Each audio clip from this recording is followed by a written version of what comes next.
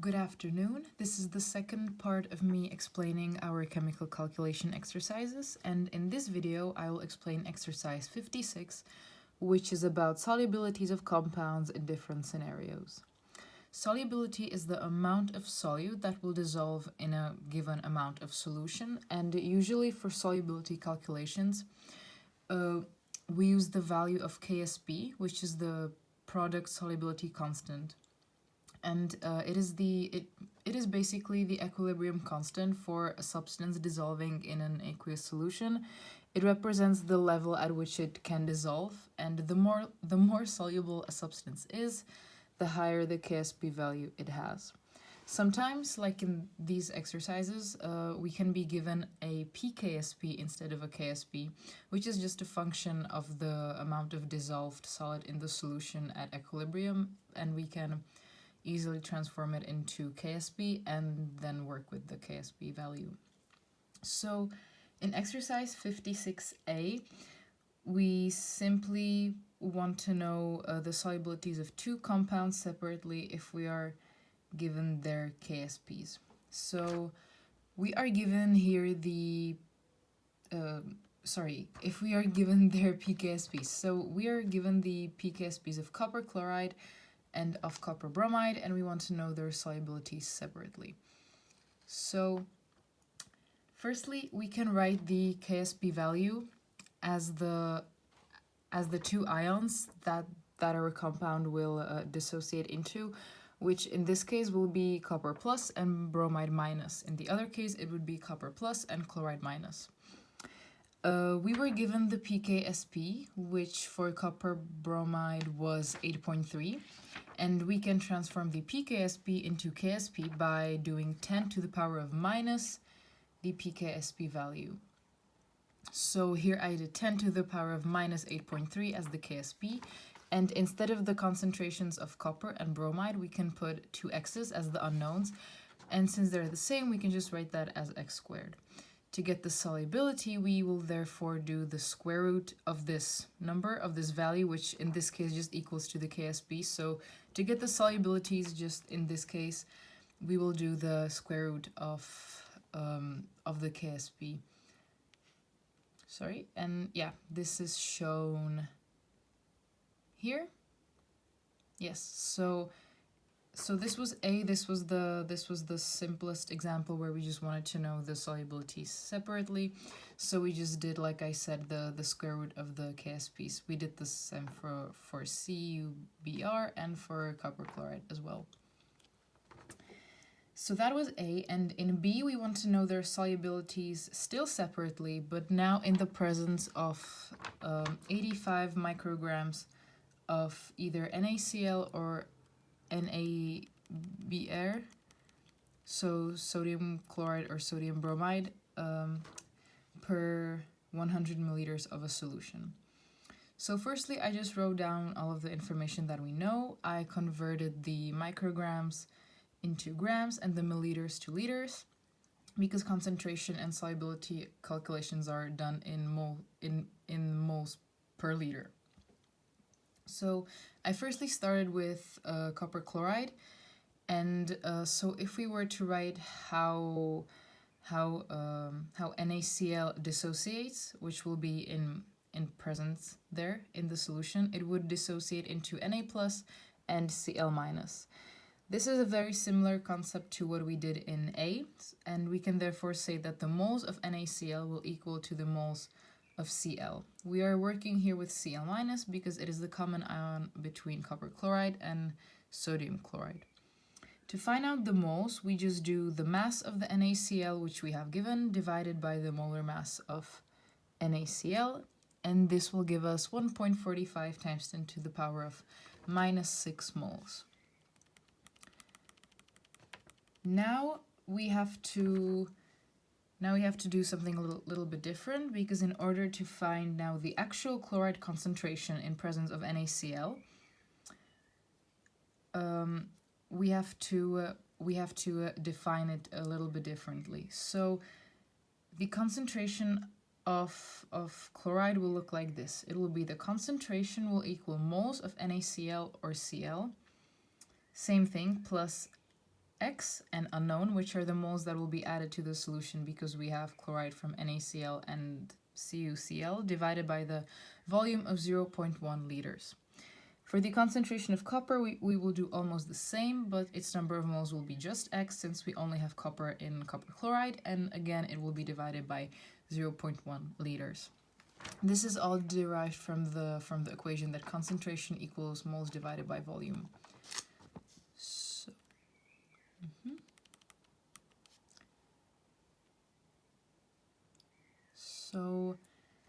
So now we know that the KSP equals Cu plus times Cl minus. That was defined. And we have also just expressed our chloride and our copper concentration, so we can just insert them into this equation. So we will have KSP equals this. And instead of just writing KSP, we can write the given value of 10 to the power of minus 7.4. We can see that in order to get rid of the fractions, we will end up with a quadratic equation, and we will also have to transport the KSP value to the other side so that it all equals 0, so we can calculate it properly. After we do all of that, we end up with this quadratic equation. And now we just solve it using a math formula for solving quadratic equations, and we get two outcomes, x1 and x2. Since one of them is negative and would make 0 sense, we in this case take x1 as our concentration as our result. Now, since we know our x, we can put it back into the equation, but this time our unknown will be the KSP. This is because the KSP changed with the presence of NaCl, and we have to calculate it with the new concentrations to get the new KSP. From the new KSP, we can then get the solubilities. So, yes, so here I just inserted the value into this big equation, like I said before, and I got the value for KSP, and which is 3.6 times 10 to the power of minus 8 in this case, and then I just did the same thing as in A, which is that the solubility is the square root of the KSP, of this new KSP that we found, and I got the solubility of 1.99 times 10 to the power of minus 4 moles per liter for copper chloride. So that was copper chloride, and now for copper bromide, it will be the exact same process, only the number of moles will differ since we will have to use a different molar mass. So we have to use a molar mass for sodium bromide here. So we will have a different number of moles that we then insert into this equation, but we again just express bromide as the moles of sodium bromide plus X plus more that will be added, divided by the volume, and copper will again be an unknown, just divided by the volume of 0.1 liters. Then here again the KSP is just expressed as copper times bromide. We again can just write the value of copper bromide as KSP, and we lay it equal to this whole expression. We again transform it into a quadratic equation. We find the concentration, we insert it into the KSP, we do the square root of the KSP, and we get the solubility of copper bromide, which in this case was 7.083 times 10 to the power of minus 5. So in C, we wanted the solubilities of, again, copper chloride and copper bromide, but now they're in one solution together. They're not separate. We want them when they're together in one same solution. So firstly, I just wrote our KSPs. Those were given. They didn't change, and I also wrote how these two compounds would dissociate as ions. So from these two equations right here, we can see that the common ion is copper, so we can express it using the other ions. We come to the equation that copper is Cl minus plus bromide minus. So, and we can also say that the concentration of copper total will be the concentration of dissolved copper chloride and the dissolved copper bromide. Next, we need the ratio between the two compounds. Since they're going to be in one solution together, we need to know their ratio. So we take the KSPs of both compounds, and we divide them. We just take the ones that I wrote up there, we just divide the two numbers, and we get 7.943. Then we put these expressions into the KSP formula. Here. And now we can express, so we just insert it, and now we want to express bromide minus and copper plus. So with just simple mathematical rearrangements, we can express bromide minus as this, so Br minus will be this, and copper plus will be this.